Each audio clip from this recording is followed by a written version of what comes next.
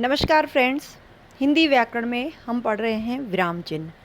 तो विराम चिन्ह के वीडियो हमने पहले भी अपलोड किए हैं। इससे पहले हमने 10 विराम चिन्हों को बता दिया है। तो अगर आपने वो वीडियो नहीं देखे हैं तो अतिशय अकेडमी पे सर्च करके देख सकते हैं। आज हम देखेंगे विस्मरण चिन्ह, हंस पद या त्रुटि पूरक चिन्ह। जो विस्मरण चिन्ह है उसको हंस पद भी कहा जाता है और त्रुटि पूरक चिन्ह भी कहा जाता है। कि त्रुटिवश अगर कुछ लिखना भूल गए हैं तो उसको कौन सा चिन्ह लगाकर हम लिख सकते हैं। तो देखते हैं हम। जब किसी वाक्य या वाक्यांश में कोई शब्द लिखने से छूट जाए तो छूटे हुए शब्द के स्थान पर इस चिन्ह का प्रयोग किया जाता है। तो जो स्थान है जहाँ पर कि शब्द छूट गया है तो छूटे हुए शब्द के स्थान पर इस चिन्ह का प्रयोग किया जाता है। उसके ऊपर छूटा हुआ शब्द या अक्षर लिख देते हैं। तो ये भी हमें ध्यान रखना है, जहाँ हम जो छूटा हुआ स्थान है वहाँ पर इस चिन्ह का प्रयोग करेंगे। उसके बाद में उस छूटे हुए स्थान पर जो चिन्ह लगाया है उस चिन्ह के ऊपर हम उस छूटे हुए शब्द को लिख देंगे, जैसा कि यहाँ उदाहरण में दिखाया गया है। राम को 14 वर्ष का वनवास हुआ। तो यहाँ ये दोनों में लिखने में आ गया है, शब्दों और अंकों में। तो हम इसको हटा देते हैं और यहाँ लिखना हम भूल गए 14 वर्ष का। तो राम को वर्ष का वनवास हुआ, तो कितने वर्ष का हुआ? 14 वर्ष का। तो हमने 14 शब्द लिखना हम भूल गए हैं, तो कहाँ लिखना भूले? राम को। उसके बाद भी हमें लिखना है, तो उसके बाद में इस हंस पद का प्रयोग करेंगे। जो हंस पद नामक चिन्ह है उसका प्रयोग करेंगे। पर परीक्षा में हमें ध्यान रखना है, इसको और अन्य किन नामों से जाना जाता है, क्योंकि ज़रूरी नहीं है कि हंस पद या विस्मरण चिन्ह ही लिखकर हमें पूछा जाए। हमें त्रुटिपूरक चिन्ह भी लिखकर पूछा जा सकता है। तो इनको 3 नामों से जाना जाता है और ये हमें ध्यान रखना है। तो राम को 14 वर्ष का वनवास हुआ था। उसके बाद है भारत देश है। हम लिखते हैं भारत मेरा देश है और हम लिखना भूल गए मेरा शब्द को। तो जो मेरा शब्द जहाँ लिखेंगे वहाँ पर यह त्रुटिपूरक चिन्ह लगाएंगे और उसके बाद उसके ऊपर हम उस शब्द को लिख देंगे, भारत मेरा देश है।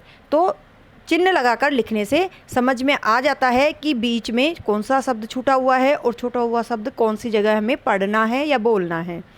राम कल जाएगा। राम कल जयपुर जाएगा, लेकिन वाक्य में जयपुर लिखना हम भूल गए हैं, तो त्रुटिपूरक चिन्ह लगा करके उसके ऊपर जयपुर शब्द लिख दिया जाता है। आगे है कोष्टक चिन्ह। तो कोष्टक चिन्ह इस प्रकार का होगा। किसी बात को और अधिक स्पष्ट करने के लिए कोष्टक का प्रयोग किया जाता है। तो कोष्टक में लिखा गया जो शब्द होता है वह अक्सर विशेषण शब्द होता है। ये भी हमें ध्यान रखना है। धर्मराज पांडवों के अग्रज थे। ये पूर्ण एक लाइन है, लेकिन इस शब्द को समझाने के लिए और अधिक स्पष्ट करने के लिए धर्मराज कौन थे उसको हम कोष्ठक में लिख देते हैं। तो धर्मराज थे युधिष्ठिर। युधिष्ठिर को धर्मराज भी कहा जाता है। तो धर्मराज युधिष्ठिर पांडवों के अग्रज थे।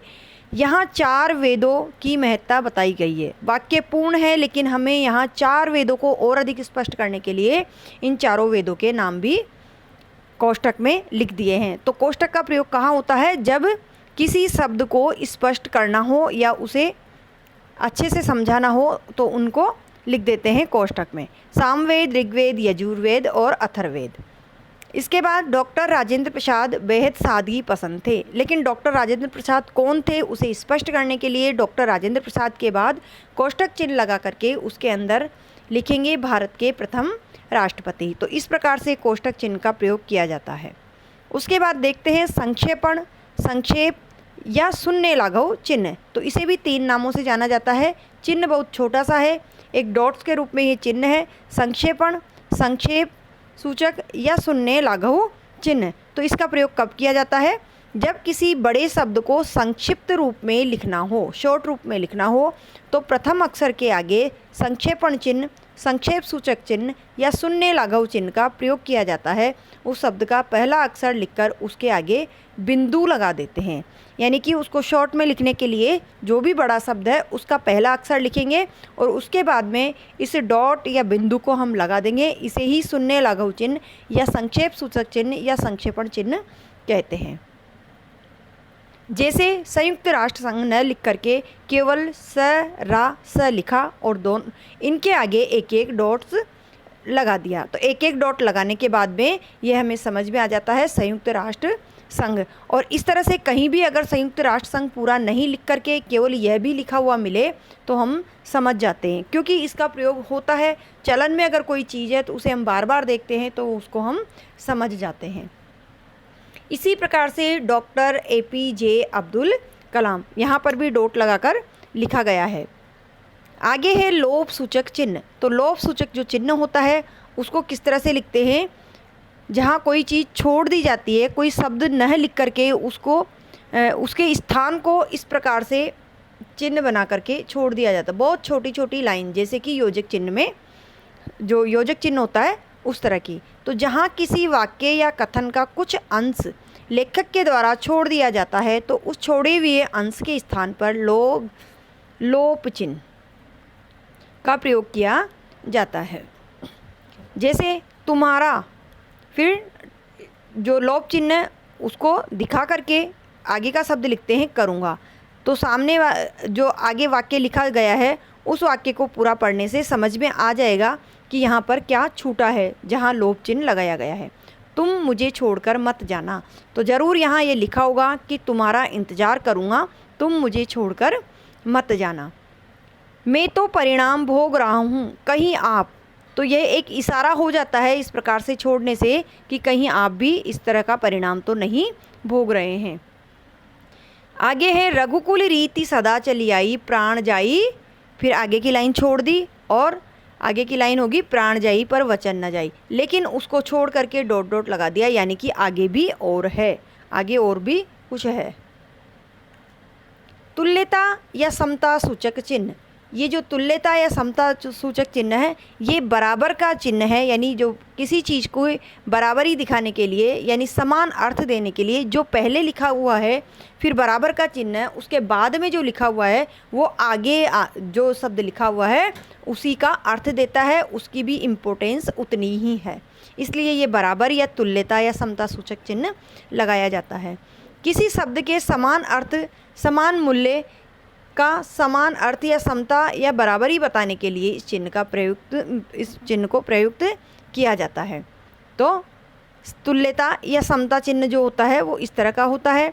जैसे पवन है तो पवन को हवा भी कहा जाता है, तो पवन कहो या हवा कहो, दोनों एक ही बात है, दोनों बराबर है। भानु यानी सूर्य, यहाँ बड़े ऊ की मात्रा होगी भानु में। इसी प्रकार से 1 रुपया या 100 पैसे, दोनों के लिए बात बराबर है, कुछ भी कह सकते हैं। विकल्प चिन्ह। विकल्प चिन्ह का अर्थ है कि विकल्प रूप में जो कुछ लिखा गया है उसी के समान दूसरा भी हम बोल सकते हैं या लिख सकते हैं। तो विकल्प के रूप में जो ये थोड़ी आड़ी खड़ी लाइन है उसको थोड़ा सा तिरछा कर दिया गया है, इस प्रकार का विकल्प चिन्ह होता है। 2 या 2 से अधिक में से एक को चुनने के लिए, यानी दोनों में से हम किसी एक को चुन सकते हैं, उसके लिए विकल्प चिन्ह का प्रयोग किया जाता है। वहाँ विकल्प का चिन्ह प्रयोग किया जाता है। जो सदा रहने वाला है उसे कहते हैं शाश्वत या सनातन या नित्य। तो इनमें से हम किसी को भी लिख सकते हैं, किसी को भी चुन करके प्रयोग कर सकते हैं। शाश्वत, सनातन या नित्य, इन सब का अर्थ जो सदा रहने वाला है वही होता है। तो ये थे हमारे विराम चिन्ह। 3 वीडियो में हमने विराम चिन्ह को पूरा किया। बहुत लंबे वीडियो नहीं बनाकर छोटे छोटे वीडियो बनाए हैं ताकि समझने में कोई दिक्कत ना आए और सभी विराम चिन्हों को हम आसानी से याद रख सकें। तो वीडियो को आप देखिए, वीडियो आपको पसंद आता है तो प्लीज़ वीडियो को लाइक करें, अपने दोस्तों को शेयर करें और चैनल को भी सब्सक्राइब करें।